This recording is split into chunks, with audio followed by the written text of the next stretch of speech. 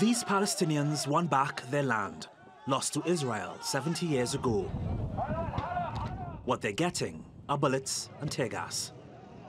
Those cowards who are hiding behind the hills and armed to the teeth, protected to the teeth with high-velocity rifles, to use them as snipers against civilians.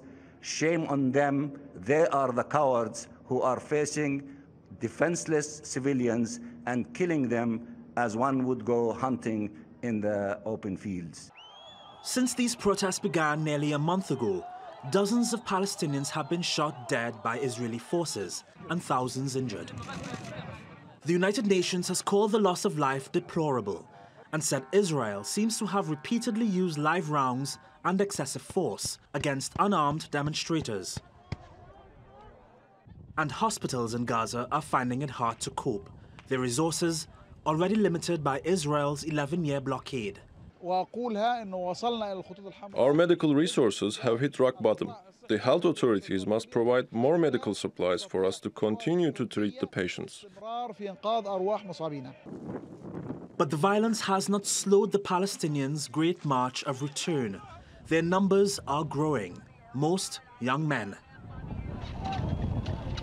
Israeli forces say they only target Hamas fighters, but the UN says Israeli tactics are not in line with international law. And it's difficult to see how children, even those throwing stones, can present a threat of imminent death or serious injury to heavily protected security force personnel.